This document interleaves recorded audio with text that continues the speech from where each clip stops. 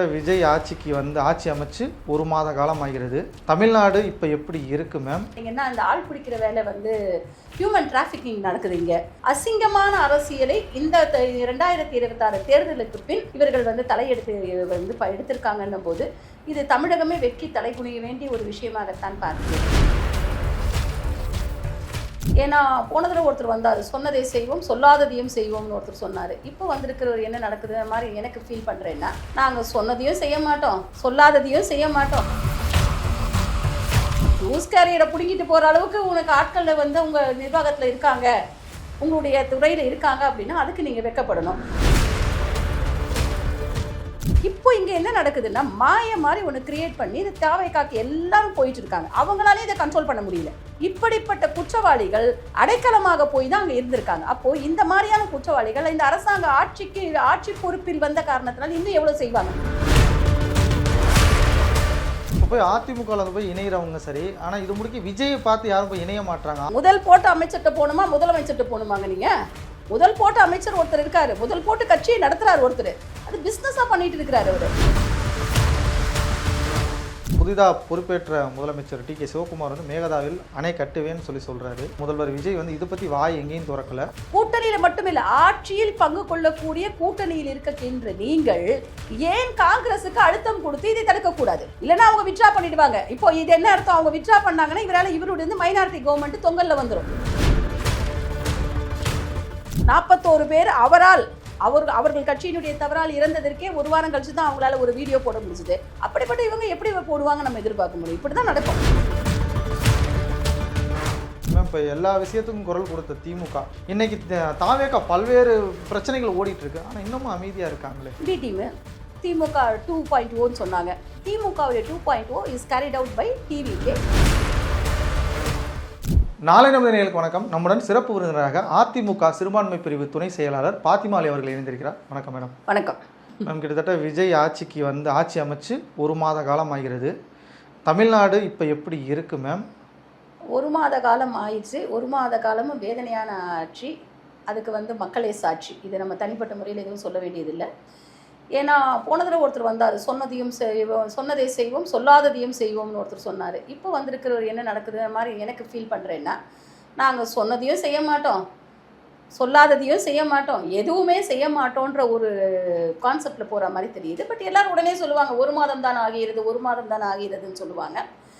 அந்த ஒரு மாதத்துக்குள்ளே கூட இது ஸ்டெபிளைஸ் ஆயிருக்கா ஆகலையான்னு தெரியல. குற்றங்கள் பெருகிவிட்டது, பெண்களுக்கான குற்றங்கள் பெருகி இருக்கிறது, கொலைகள் அதிகமாகி இருக்கிறது, கண்ட்ரோல் எந்த மாதிரி இருக்குன்னு தெரியல. எல்லா இடத்துலையுமே வந்து திரும்ப பார்த்தீங்கன்னா அந்த ஆள் பிடிக்கிற வேலை வந்து ஹியூமன் டிராஃபிக்கிங் நடக்குது இங்கே. அந்த மாதிரி ஒரு விஷயங்கள் எல்லாரையுமே அழிச்சிட்டு வாழணுன்ற முறையில் எல்லா விதமான ஒரு அசிங்கமான அரசியலை இந்த 2026 தேர்தலுக்கு பின் இவர்கள் வந்து தலையெடுத்து வந்து எடுத்திருக்காங்கன்னும் போது இது தமிழகமே வெட்கி தலைகுனிய வேண்டிய ஒரு விஷயமாகத்தான் பார்க்கிறேன். ஏன்னா ஒருத்தர் வந்து ஒரு கட்சியில் இருப்பாங்க, பிடிப்பாங்க, பேசுவாங்க. இப்போ இருக்கிற அரசியல்வாதிகள் இப்படி மாறி போகுவது பார்த்தோம்னா எப்படி இருக்குன்னா, அவர்கள் மக்களுக்காக எதுவும் செய்யணுன்ற மாதிரியாக இல்லாமல் தன்னுடைய ஆட்சியை காப்பாற்றுவதற்காக இவர்கள் இப்போ செய்கிற மாதிரியும் இருக்குது. ஸோ இது எல்லாமே ஓவராலாக பார்த்தோம்னா அவங்க சொன்னது எதையும் செய்யலை, இனிமேல் சொல்லுறதையும் செய்ய போகிறதில்ல, சொல்லாததையும் செய்ய போகிறதில்ல. இதை வந்து மக்கள் பழகிக்கொள்ளணும், அவ்வளோதான். இந்த மாதிரியான ஒரு வாழ்க்கைக்கு மக்கள் பழகிக்கணும். ஏன்னா மின்வெட்டு எல்லா இடத்துலையும் மக்கள் பாதிக்கப்படுகிறார்கள். ஃபியூஸ் கேரியரில் பிடுங்கிட்டு போயிடுறாங்க மேடம். அது கேட்டால் பதில் சொல்கிறாங்க, ஃபியூஸ் கேரியரை பிடுங்கிட்டு போயிடுறாங்க அப்படின்னு சொல்கிறீங்க. அப்படிப்பட்ட ஒரு நிர்வாக திறமை உள்ள அரசு நடக்குதுன்னா அப்போ அது அந்த அரசு தானே வெட்கி தலைகுனியணும். ஃபியூஸ் கேரியரை பிடுங்கிட்டு போகிற அளவுக்கு உனக்கு ஆட்களில் வந்து உங்கள் நிர்வாகத்தில் இருக்காங்க, உங்களுடைய துறையில் இருக்காங்க அப்படின்னா அதுக்கு நீங்கள் வெட்கப்படணும். ஏற்கனவே 10 ரூபான்னு பாட்டிலுக்கு 10 ரூபான்னு பாடினதெல்லாம் போய் இன்றைக்கி பாட்டிலுக்கு 20 ரூபா ஆயிடுச்சுன்னு சொல்லி அந்த பக்கம் ஒரு பக்கம் குடிமக்கள், தமிழகத்தினுடைய பெருமைமிக்க குடிமக்கள் ஒரு பக்கம் புலம்பிக்கிட்டு இருக்காங்க. 10 ரூபாவே கொடுத்து போய் 20 ரூபா கேட்குறாங்கன்ற மாதிரி அவங்க ஒரு பக்கம் புலம்பி தள்ளிக்கிட்டு இருக்காங்க. எல்லாவற்றிற்கும் மேலாக பெண்களுக்கு எதிரான வன்முறைகள் நடந்து கொண்டு தான் இருக்கிறது. மேடம், இந்த சேலம் மாவட்டத்தில் வந்து சேலத்தில் வந்து ஒரு 40-50 பெண்களை ஆபாச வீடியோ எடுத்து வச்சு தாவேக்கா சேர்ந்த ஒரு சொல்லி ஒரு போயிட்டு இருக்கு.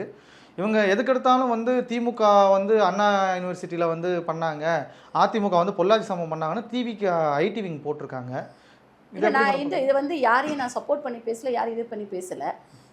ஒரு ஒரு அதாவது திமுக அதிமுக இரண்டும் ரொம்ப நாளாக இருக்கிற ஒரு கட்சி. அந்த கட்சியில் இருக்கிறவங்க ஒரு விஷயங்களை செய்தபோது அதுக்கும் கடுமையான எதிர்ப்பு தான் இருந்தது. யார் அந்த சாரை வந்து நம்ம ஒரு பெரிய ஒரு அதை வந்து ஒரு கையில் எடுத்து அந்த குற்றவாளிக்கு தண்டனை கொடுக்கும் வரை போராடியது அதிமுக அரசாங்கம். புரியுதுங்களா? அந்த மாதிரி அதே மாதிரி பொள்ளாச்சி சம்பவமாக இருந்தால் கூட அதை சிபிசிஐடிக்கு மாற்றினதும் வந்து சிபிஐக்கு மாற்றினதும் வந்து அதிமுக அரசாங்கம் தான். அவங்க தான் மாற்றினாங்க. ஏன்னா தவறு செய்தவர்கள் தண்டிக்கப்பட வேண்டும் என்பதில் யாருக்கும் மாற்று கருத்து கிடையாது.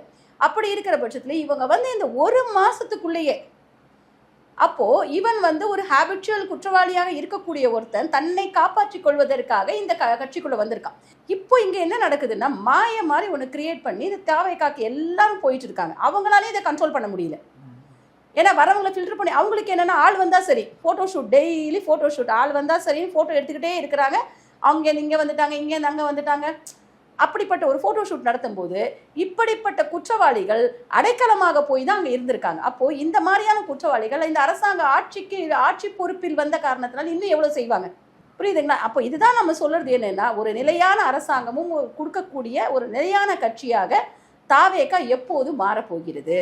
இப்போ போய் அதிமுகவில் வந்து போய் இணைகிறவங்க சரி, ஆனால் இது முடிக்க விஜயை பார்த்து யாரும் போய் இணைய மாட்டாங்க. ஆதவர்ஜனா புசியானதை பார்த்து இணைகிறாங்க. முதல் போட்ட அமைச்சர்கிட்ட போகணுமா, முதலமைச்சர்கிட்ட போகணுமாங்க? நீங்கள் முதல் போட்ட அமைச்சர் ஒருத்தர் இருக்காரு, முதல் போட்டு கட்சியை நடத்துறாரு ஒருத்தர், அது பிஸ்னஸாக பண்ணிட்டு இருக்கிறாரு அவரு. ஸோ அவரை போய் பார்க்குறாங்க. இதில் என்ன தப்பு இருக்கு? இங்கே இருந்து அண்ணன் கடம்பூர் ராஜு அவர்கள் வந்து சென்ற வாரம் சேர்ந்தார். 4 மணி நேரமோ 5 மணி நேரமோ வெயிலில் நின்று இருக்காரு. கேட்டுக்கு வெளியில் நிற்க வைக்கப்பட்டிருக்கிறார்கள். புரியுதுங்களா? அப்போ என்ன அர்த்தம்னா, இதே விஜய் அவர்கள் இதே கடம்பூர் ராஜு அவர்களை சந்திப்பதற்காக ஒரு விஷயத்திற்காக அவருடைய வீட்டில் காத்திருந்தார். ஆனால் அமர வைக்கப்பட்டு வரவேற்பறையில் அமர வைக்கப்பட்டு காத்திருந்தார். ஆனால் இன்னைக்கு பார்த்தீங்கன்னா இவங்க அங்கே போய் சேர்ந்ததுக்காக 4 மணி நேரம் காக்க வச்சு விஜயை கூட பார்க்கல. அவங்க யாரை பார்த்துருக்காங்க? 2ஆம் கட்ட தலைவர்களை பார்த்து கட்சியில் சேர்ந்திருக்காங்க.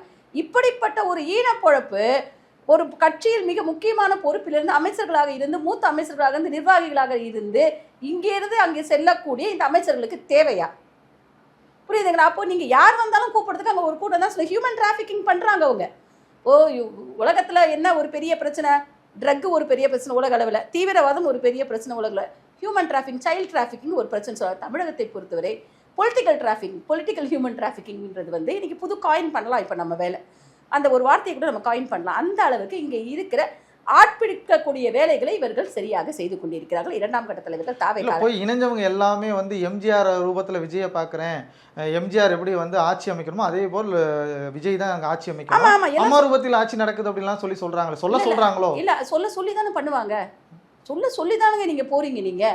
நீங்களாம் உங்க வார்த்தை. நான் ஒன்னு கேட்கிறேன், தாவேகாவில் ஸ்போக்ஸ் பர்சன் யாராவது பேசுறாங்களா? இவ்வளவு எதிர்ப்புகள், இவ்வளவு விமர்சனங்கள் அந்த கட்சியின் மீதும் அந்த ஆட்சியின் மீது வைக்கப்படும் போது கூட அங்கே இருந்து ஏதாவது ஒரு ரிப்ளை வருதா? 2ஆம் கட்ட தலைவர்களோ இல்ல அங்க ஸ்போக்ஸ் பர்சன் இருப்பவங்களோ கட்சியை சார்ந்தவர்களோ இதற்கான பதிலை அவர்கள் கொடுக்கிறார்களா? நோ கமெண்ட்ஸ் கொடுக்கறதுக்கு எதுக்குங்க ஒரு கட்சி? எதுக்குங்க அதுக்கு ஒரு ஆட்சி? தேவையே இல்லையே. அப்போ இங்கேருந்து செல்பவர்கள்லாம் அடிமைகள், தங்களை காப்பாற்றிக் கொள்வதற்காக, தங்களுடைய சொத்துக்களை காப்பாற்றிக் கொள்வதற்காக பதவி வெறி பிடித்து, பண வெறி பிடித்து, அதனால தான் அங்கே போகிறாங்களே ஒழிய அவர்களுக்கு மற்றதெல்லாம் அங்கே வந்து கட்சியோ கொள்கை, அங்கே என்ன கட்சி இருக்குது, என்ன அந்த கட்சியில் என்ன கொள்கை இருக்குது சொல்லுங்கள். இப்போ வந்து புதிதாக பொறுப்பேற்ற முதலமைச்சர் டி.கே. சிவகுமார் வந்து மேகதாவில் அணை கட்டுவேன்னு சொல்கிறாரு. ஆனால் இங்கே தமிழ்நாட்டில் புதுசாக பொறுப்பேற்றுள்ள முதல்வர் விஜய் வந்து இதை பற்றி வாய் எங்கேயும் திறக்கல. திறக்க மாட்டார். ஏன்னு கேட்டிங்கன்னா, நான் என்ன கேட்குறேன், நீங்கள் காங்கிரஸோட தானே சேர்ந்துருக்கீங்க, ஆட்சியில் பங்கு கொடுத்துருக்கீங்கல்ல, அப்போ பேசுங்க. ஆர்ஜிக்கு ஃபோன் பண்ணி பேசுங்க. ஏங்க இந்த மாதிரி எங்களுக்கு மேகதாது அணையெல்லாம் கட்டக்கூடாது, நம்ம 2 பேர் கூட்டணியில் இருக்கோம், ஆட்சியில் பங்கு கொடுத்துருக்குற, அதனால் கட்டக்கூடாதுன்னு பேச வேண்டியதானே? அவர் பிரைம் மினிஸ்டரை பார்த்து வந்து புரோட்டோகாலுக்கே பதில் சொல்லலைங்களேங்க. இங்கே நான் இவரை சந்தித்தேன், இந்த விஷயத்தை சொன்னேன்னு சொல்லிட்டே வாயை திறக்கலையே. இப்படிப்பட்ட அதாவது இது ஆல்ரெடி இந்த மாதிரி ஒரு அரசாங்கத்தை நம்ம பார்த்துருக்கோம். பொம்மை அரசாங்கத்தை நம்ம ஆல்ரெடி பார்த்துருக்கோம். சென்ட்ரலில் வந்து மன்மோகன் சிங் அவருடைய அரசாங்கம், அவர் எதுவுமே பேச மாட்டார், எல்லா கேள்வியும் வாங்கி வச்சுப்பார், சோனியா காந்தி அவர்கள் பதில் கூறுவார்கள். அந்த மாதிரி ஒரு கேள்வியெல்லாம் வாங்கி வச்சிருக்காரு. என்னைக்காவது ஒரு நாளைக்கு அவருக்கு எப்போ முடியுமோ? ஏன்னா 41 பேர் செத்ததுக்கே 1 வாரம் கழிச்சு தான் கான்ஷியஸ் வந்து ஒரு வீடியோ போட்டார் இல்லையா? 41 பேர் அவர்கள் கட்சியினுடைய தவறால் இறந்ததற்கே 1 வாரம் கழிச்சு தான் அவங்களால ஒரு வீடியோ போட முடிஞ்சுது. அப்படிப்பட்ட இவங்க எப்படி போடுவாங்க நம்ம எதிர்பார்க்க முடியும்? இப்படி தான் நடக்கும். அப்போ இந்த மேகதாது விஷயத்தை பொறுத்தவரை இவர் தைரியமாக கேட்க வேண்டியதானே? ஸோ இல்லை, அது நாங்கள் கேட்போம், நாங்கள் காங்கிரஸோட இதை பற்றி விவாதிப்போம், அப்படி கூட ஒரு வார்த்தை கூட வரலையே.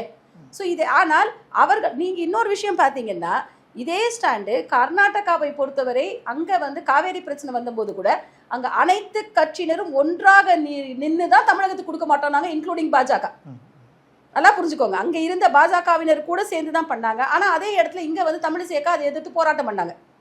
தண்ணி வேணும், அந்த பாஜகவை எதிர்த்து இவங்க போராட்டம் பண்ணாங்க. இவரால் எந்த ஸ்டாண்டுமே எடுக்க முடியலையே. புரட்சி தலைவி அம்மா அவர்கள் வந்து ஒரு ஸ்டாண்ட் எடுத்து இப்படித்தான் வேணும் என்று அவர்கள் மட்டும்தான் அதை சாதித்து காமிச்சாங்களே ஒழிய மற்ற எல்லாரும் அதை விட்டு கொடுத்து தான் பேசினாங்க. ஆனால் அம்மையார் மட்டும்தான் அதுக்கு வந்து ஸ்டாண்ட் எடுத்து இது பண்ணாங்க. அப்போ அந்த மாதிரியான நீங்கள் தான் சொல்கிறீங்கல்ல புரட்சி தலைவர் மாதிரி தெரியுது, அப்போ பேசுங்க. புரட்சி தலைவர் எங்கேயாவது விட்டு கொடுத்துருக்காரா? புரட்சி தலைவி எங்கேயாவது தமிழகத்தை அடகு வைத்திருக்கிறார்களா? தமிழகத்துடைய தன்மானத்தை அடகு வைத்திருக்கிறார்களா?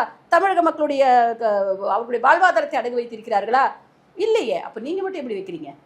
பதிலே இல்லைன்னா என்ன அர்த்தம்? மௌனம் சம்மதத்துக்கு அறிகுறின்னு அர்த்தம். அப்போ அவர்கள் பேசுவதை இவர் அங்கீகரிக்கிறார் என்று எடுத்துக்கொள்ள வேண்டியதுதான்.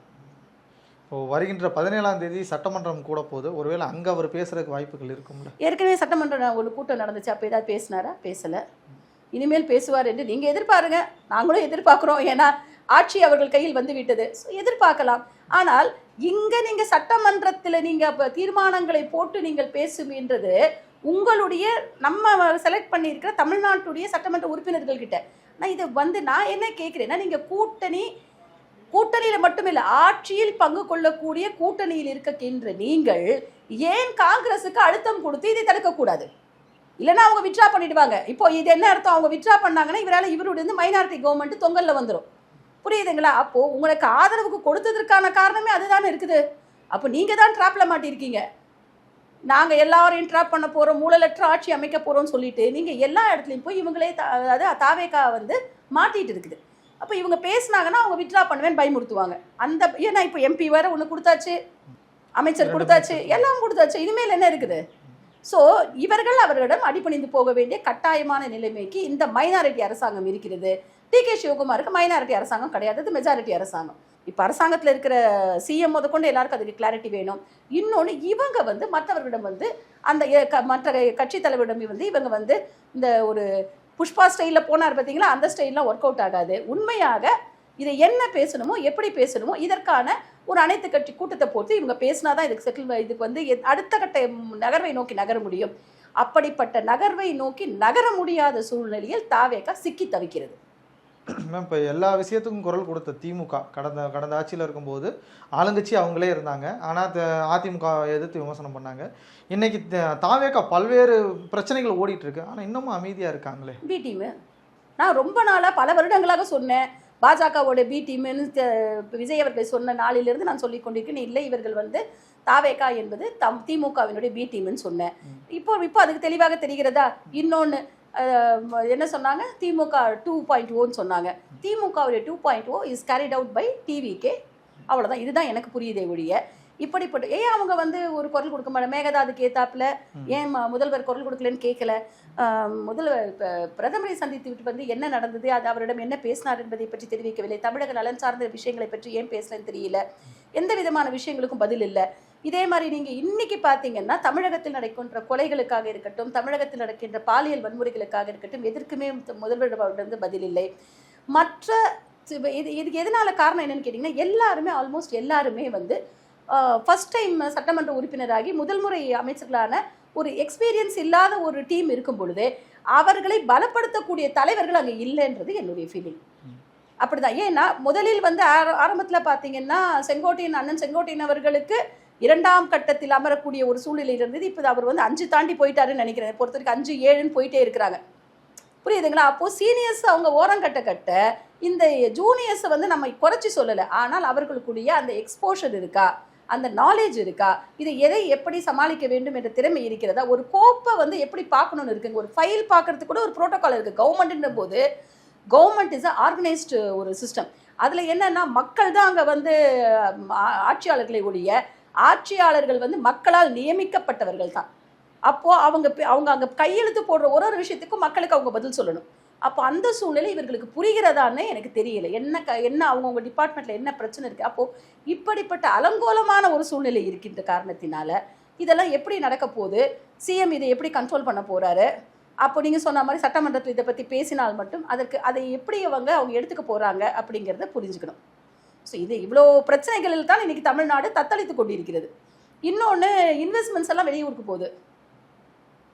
இன்னொரு ஒரு இன்வெஸ்ட்மெண்ட் நான் கொண்டு வந்தேன்னு சொல்லிட்டு மேடம் இன்னொரு பொய்யும் வேற சொல்லிட்டாங்க. அது ஆல்ரெடி டிசம்பரில் சைன் ஆன ஒரு விஷயம். புரியுதுங்களா? ஸோ நம்ம எப்படி ஒரு குற்றச்சாட்டை திமுக மீது வைத்தோம், ஃபாக்ஸ்கான் வந்துருச்சுன்னு சொல்லி இதே சென்ற முறை முதல்வராக இருந்த எக்ஸ் முதல்வர் அண்ணன் ஸ்டாலின் அவர்கள் கூறியும்போது இது இல்லைன்னு ஃபியூ மினிட்ஸில் நம்ம ப்ரூவ் பண்ணினோம். அது யூபியில் போயாச்சு, அவங்க அதை பற்றி பேசுன்னு ஃபாக்ஸ்கான் அதிகாரிகளே சொன்னார்கள். அதே மாதிரி சென்ற டிசம்பரில் எலெக்ஷனுக்கு முன்னாலேயே கையெழுத்து போட்ட ஒரு விஷயத்தை நாங்கள் தான் கையெழுத்து போட்டோன்னு பேசக்கூடிய நிலைமையில் இன்னைக்கு ஒரு அமைச்சர், ஒரு தொழில்துறை அமைச்சர் இருந்தாங்க அப்படின்னா இதை நம்ம எப்படி அவர்களெல்லாம் எப்படி நம்ம கணக்கில் எடுத்துக்கொள்வது அப்படின்னு புரியல. ஸோ பொய்யை மட்டும் வச்சோ இல்லை இந்த வாட்ஸ்அப் பஞ்ச் டைலாக வச்சோ ஒரு ஆட்சியை நடத்தலாம் என்றால் அது சாத்தியமில்லை. அது சீமான் ஸ்டைலில் சொன்னால் வாய்ப்பு இல்லை ராசா, வாய்ப்பு இல்லை, அது எப்போ வேணால் கவிழும். ஏன்னா இது மைனாரிட்டி அரசாங்கம். நீங்கள் மெஜாரிட்டியாக இருந்தால் கூட நீங்கள் கொஞ்சம் ஏதோ ஒரு நான் இப்படி தான் இருந்துட்டு போகலாம். அதுவும் இல்லை உங்களுக்கு. உங்களால் இந்த பக்கம் ஒரு இடி அந்த பக்கம் ஒரு இடின்னு எல்லா சைட்லையும் நீங்கள் பண்ணிட்டு இருக்கும் பொழுது இவர்களுக்குரிய தெளிவு இல்லை என்பது தான் இன்றைய தமிழகத்தின் பிரச்சனை.